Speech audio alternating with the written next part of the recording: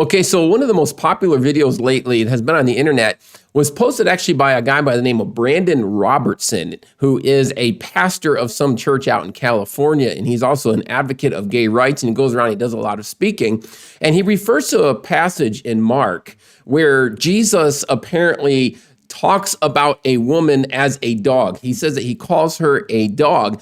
And you can search on this video. It's very easy to find. I'm not going to show it to you. And this video is not about specifically rebutting what he said. I just want to talk about what that passage actually means.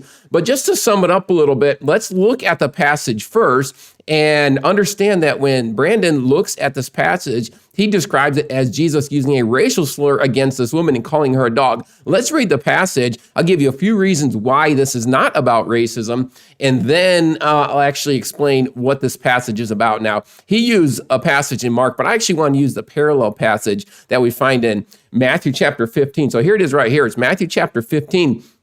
Verse 21, it says, "Then Jesus went out from there and departed to the region of Tyre and Sidon. And behold, a woman of Canaan came from that region and cried out to him, saying, 'Have mercy on me, O Lord, son of David. My daughter is severely demon-possessed.' But he answered her not a word. And his disciples came and urged him, saying, 'Send her away, for she cries out after us.' But he answered and said, 'I was not sent except to the lost sheep of the house of Israel.' Then she came and worshipped him, saying, 'Lord, help me.' But he answered and said, 'It is not good to take the children's bread and throw it to the little dogs.' And she said, 'Yes, Lord, even the little dogs eat the crumbs which fall from their master's table.' Then Jesus answered and said to her, 'O woman, great is your faith. Let it be to you as you desire.' And her daughter was healed from that very hour." So when you read that, it looks like, wow, this woman is coming to Jesus and he's using a racial slur against her. He's calling her a dog, right? Well, that's not at all the case. I'll give you a few reasons why this is not about racism. The first is that as this guy, Brandon Robertson, says, Jesus is coming from the position of an oppressor and he's coming to this woman who is oppressed. We've got to understand that Jesus was a Jew. And the Jews were not the oppressors in that society. No, the Jews did not like the Gentiles, but the Romans were the oppressors. The Jews were not the oppressors. So that's just off base to begin with. Some people talking about this. As a matter of fact, I think even the mentor of this guy, Brandon, he talks about how how this woman of color stood up against Jesus. Well, women of color, they were both from the Middle East. They were both from the area we call Israel now, from that general area. So they probably looked very similar. All right, so it's not like a woman of color was standing up against this man and causing him to repent. By the way, that's what he says, that Jesus repented of his racism. And another thing to notice here is that he did not actually call this woman a dog. He used an illustration here. And also we know that if Jesus repented of racism, then Jesus would not be who he says he is. He would not be God. And therefore, really, what's Christianity? We have no reason even to have church. We have no reason, to believe the Bible because Jesus wouldn't have been God. So there's no forgiveness there. And so all that's really off base. So what I want to do is I just want to look at what this actually means, okay? If we have the correct understanding of Scripture, then we don't have to worry about, every latest opinion that comes our way. We just know what it means. Now, when Brandon talked about this, it was Mark chapter 7, but we're obviously just here looking at Mark 15. So Jesus goes here to Tyre and Sidon, which were Gentile cities, and presumably he just wanted a break, right? He tried to get away several times already, and he'd gone to out in the mountains, and people kept following him, and he ended up feeding the 5,000 people, right? And now he goes outside the boundaries of Israel. And that's when this woman finds him and comes up to him and says, "Hey, have mercy on me because my daughter is demon possessed." And she kept coming to him. It's like she kept getting closer and closer to him. She steps in and then she says, "Look, can you help me?" And Jesus at first didn't answer her. And the disciples were like, send her away. We don't want her here. But she just kept coming closer. Now, this is also important when we understand, that there was a temple in the area there to the god Eshmun. And Eshmun was the god of healing. And this woman did not go to Eshmun, her cultural god of healing, but she went to Jesus. She understands she is stepping outside of her culture and she is going to this Jew, which should not be happening because she's a Gentile. But she goes to this Jew, she has faith. She is showing faith here, and that's exactly what Jesus is looking for, as we're going to see later, or as we read, that Jesus honored her faith. Wow, your faith is great. And that's what he was looking for. So first she comes to Jesus and he doesn't answer her. And her disciples said, send her away. Or his disciples said, send her away, send her away. And then finally Jesus says, look, I am not sent except to the lost sheep of the house of Israel. He's saying, look, I am just here on vacation.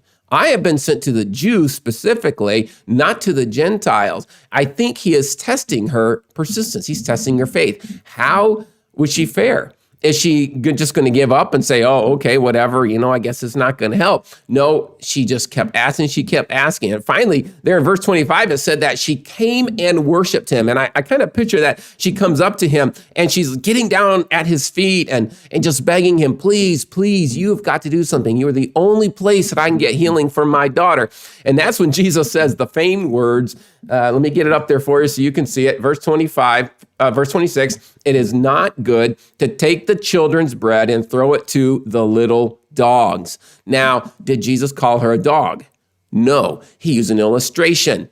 This is an illustration. When you're sitting at the table, you don't take food from your children and give it to the dogs. Oh, I'm sorry, child, you can't eat this today, and put it on the floor and give it to the dog. No, that doesn't happen. Jesus is saying, I came specifically for Israel, to Israel first. And I don't take what is supposed to be for Israel and give it to somebody else. It's just an illustration here. And also, when we think of dog, we think of, what a derogatory term. But actually, the word that Jesus uses here in the New King James is translated as little dogs because it is the diminutive of the word dogs. He didn't just say, you don't just throw it to the dogs.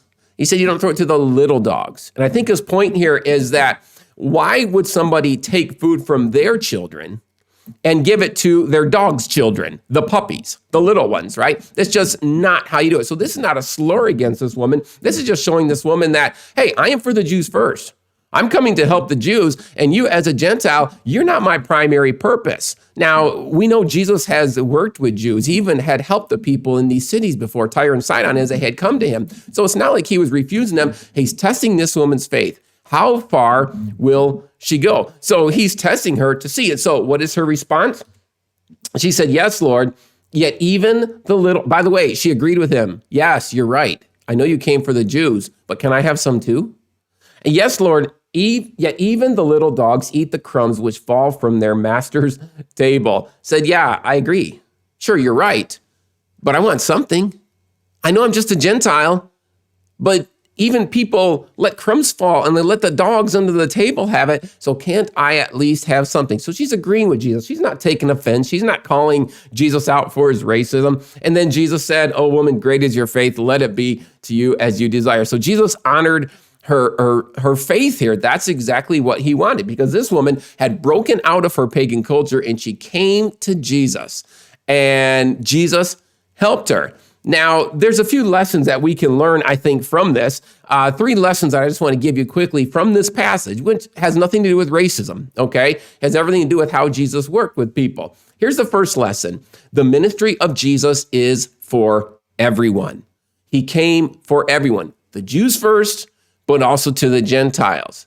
He came specifically for his people, the Jews, but everyone is invited. If you're a Jew, if you're a Gentile, which covers everybody, he came for you. Regardless of your ethnicity, regardless of your skin color, which, by the way, is the fix for racism, understanding what Jesus did. If you become a true believer in Jesus and get your heart right with him, you don't have to worry about racism anymore. Okay? The ministry of Jesus is for everyone. It's always been that way. As a matter of fact, all the way back in the time of Abraham, when God called Abraham, Genesis 12:3 says this, God says to Abraham, I will bless those who bless you, and I will curse him who curses you, and in you all the families of the earth shall be blessed. Even before there was a nation of Israel, when God was just calling out Abraham, God says, look, I'm going to bless all the nations of the world through you. And so it's always been that way. God has always been wanting to reach the whole world through the Jews. The Jews were like his missionaries. And so Jesus knew that. He wasn't saying, well, I'm not supposed to help you Gentiles. He's just testing this woman, knowing full well that she could come to him and ask for help. And that the whole ministry of Jesus, which eventually is the gospel, that's for everyone also. It's just first for the Jews. So yeah, it's primarily for the Jews, but us Gentiles, we get part of the crumbs that fall from it too. And matter of fact, the whole New Testament, most of it is about that. Hey, the Gentiles have gotten into, and Paul talks about that in the book of Romans. Hey, we've been grafted in. Be careful though, because you might be grafted out, right? You might be taken out, which is eventually going to happen when God turns his attention back to the Jews again in the tribulation time. So God has always had the plan of coming and working to the Gentiles, but the ministry of Jesus is for everyone. That's the first lesson that we get from this passage. The second one is that God rewards faith. This lady came and she had incredible faith that was shown by her persistence, and Jesus honored that. 3 times she kept coming closer. Finally, she got down and worshiped him and said, I need you to help me out. She had great faith here, and Jesus honored that faith. So whatever it is that you need help with, he wants you to keep coming and coming. Show your faith. And the third lesson here, I think that we get from this woman, the situation, is that God rewards humility. This woman didn't come to Jesus and say, you know what, I'm the oppressed around here. You're a Jew. You think you're better than me, so you deserve, or I deserve something from you. That's not at all what it was.